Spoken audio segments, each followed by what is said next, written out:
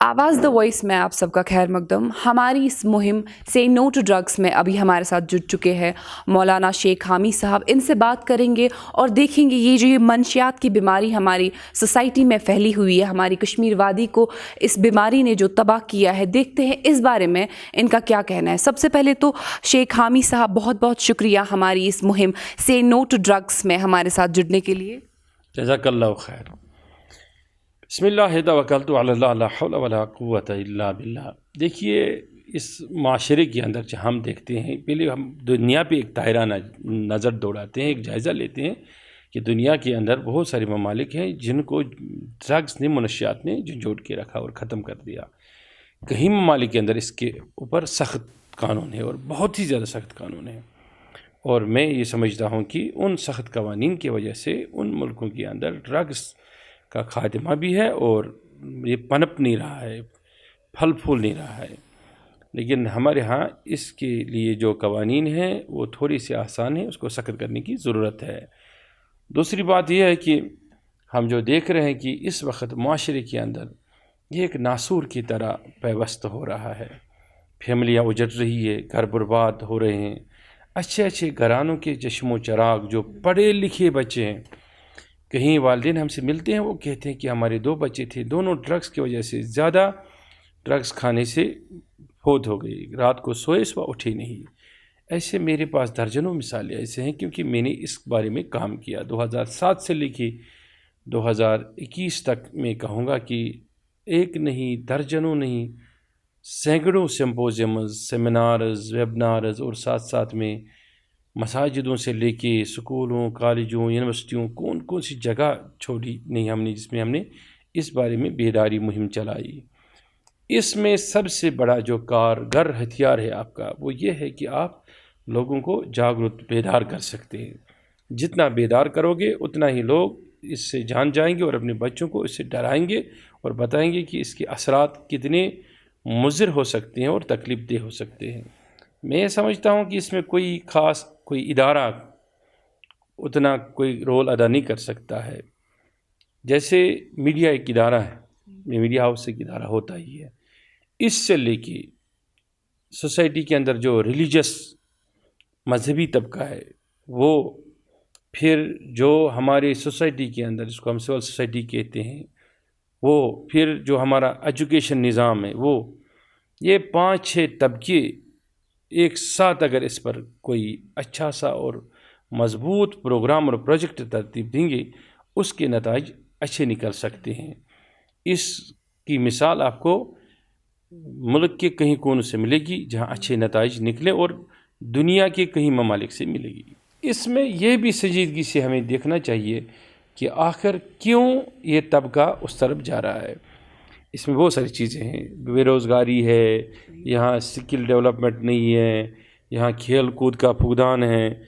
ये सब चीज़ें, अगर आप बच्चे को खेल कूद नहीं दे सकते हैं, एजुकेशन नहीं दे सकते, वो कुछ ना कुछ करेगा ना। सीधी सी बात है, उसको एंगेज रखने के लिए आपके पास क्या प्रोग्राम है? खाली सतन आप मस्जिद में ही उसको एंगेज नहीं रख सकते हैं, ज़ियारत में ही नहीं रख सकते हैं, स्कूल में ही एंगेज नहीं रख सकते हैं। ये सब तो ज़रूरी है ही, लेकिन इसके साथ साथ में उसका जो ज़हनी नशोनुमा है, उसको परवान चढ़ाने के लिए, उसके फ़ायदे के लिए, उसको ऊपर उठाने के लिए हर तरीके से उसका जो मॉरल सपोर्ट होना चाहिए, वो हमें, उसके लिए हमें कलीदी रोल अदा करना चाहिए। इसलिए हमारे यहाँ इस चीज़ का फुकदान है, इसके लिए भी हमें वसत नज़री से काम करना चाहिए। तो कहीं ना कहीं हमारी सोसाइटी में वो गैप आ चुकी है, आपको लगता है, जो बच्चे और माँ बाप में कहीं ना कहीं कम्युनिकेशन गैप है, या जो पेरेंट्स है वो बच्चे का बिहेवियर आइडेंटिफाई नहीं कर पाते हैं। तो आपको लगता है पेरेंट्स की बहुत बड़ी जिम्मेदारी है कि वो सामने आए और अपने बच्चों से शाना बशाना बात करे, उन्हें अवेयर करें?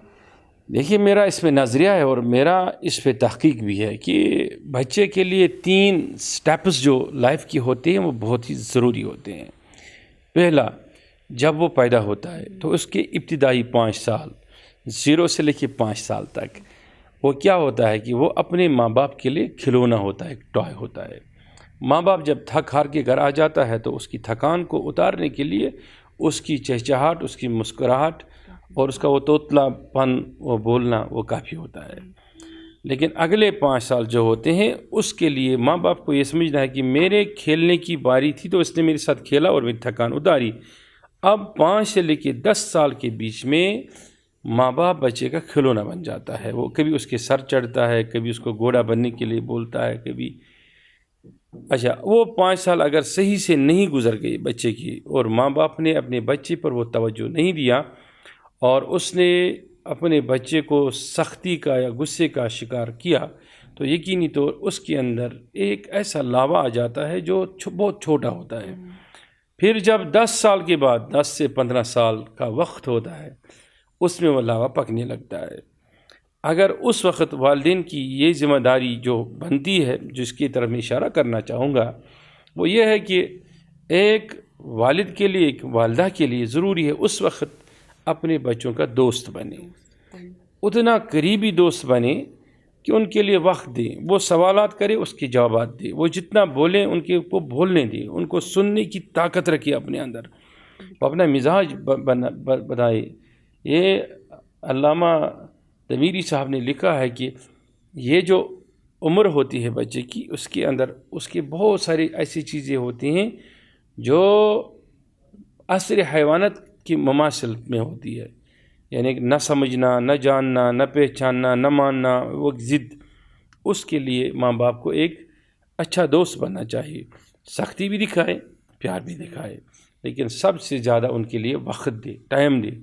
تب ہی جا کے ایک والدین جو ہے اپنا فرض پورا کر سکتے ہیں اور اپنے ارادوں کو اپنے بچوں کے اندر تربیت کے اعتبار سے داخل کر سکتے ہیں. صحیح بات ہے.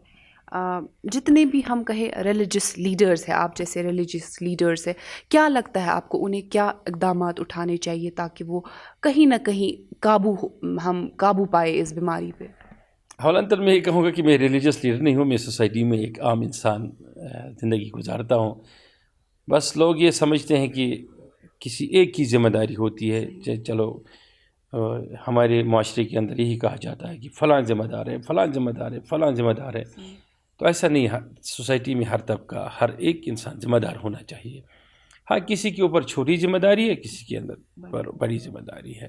مولانا صاحب، کافی سارے لوگ آپ کو دیکھ رہے ہیں اور کافی لوگوں کا عقیدہ جو ہے آپ کے ساتھ جڑا ہوا ہے، تو ان کے لیے آپ کیا کہنا چاہیں گے؟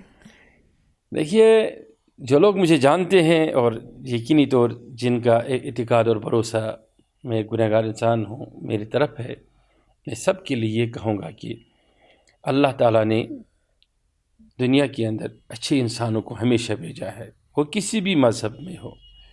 میں خالی مذہب اسلام کی ہی بات یہاں نہیں کروں گا کیونکہ یہ پروگرام سب کے لیے ہے، چاہے اس میں ہندو ہو، چاہے مسلم ہو، چاہے سکھ ہو، چاہے عیسائی ہو. عیسیٰ علیہ السلام کو فالو کرنے والا، موسیٰ علیہ السلام کو فالو کرنے والا کوئی ایک بھی ہو، اس کو اپنے اچھے لوگوں کو دیکھنا ہے، ان کی تعلیمات کو سمجھنا ہے اور ان کے پیچھے چلنا ہے.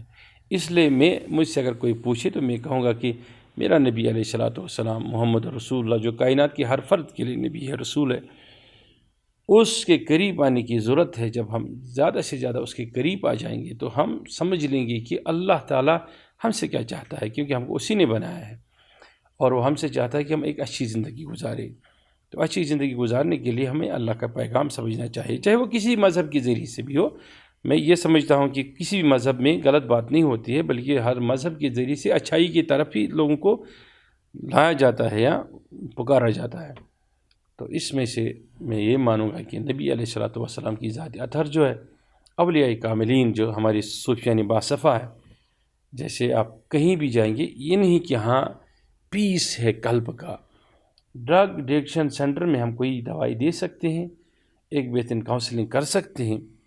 اس جوان کو، اس بچے کو یا اس بزرگ کو جو ڈرگس میں مبتلا ہے لیکن وہ دل کا پیس نہیں پا سکتا ہے. دل کا پیس کہاں پا سکتا ہے؟ اللہ بذکر اللہ تطمئن القلوب، وہ اللہ کے ذکر سے یا کسی روحانی سینٹر میں جا کے.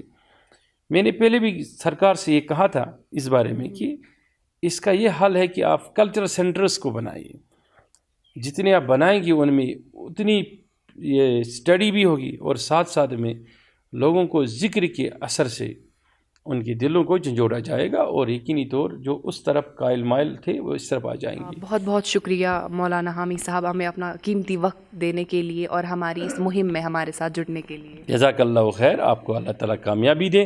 اور میں یہ سمجھتا ہوں کہ اس وقت اس دور میں جو بھی منشیات یا لیکر کے بارے میں بات کرتا ہے، میں یہ سمجھتا ہوں کہ وہ ایک ایسا عظیم کام کر رہا ہے، ایک ایسا عظیم کام کر رہا ہے اللہ تعالیٰ کہ ہاں جس کا دوہرا یعنی کہ 2 قسم کا اجر ہے، ایک ظاہر اجر بھی ہے اور ایک باطن اجر ہے. ہم یہ ڈیوٹی کر رہے ہیں، جب تک سانسیں ہم اس پر بولتے رہیں گے، کیونکہ ہم نے اس چیز کے نقصانات کو بڑی کہ باریک بینی سے اور بڑے جائزے سے دیکھا ہے. اچھے معاشرے کے لیے ہم نے ڈرگس کو، منشیات کو مٹانا ہی پڑے گا.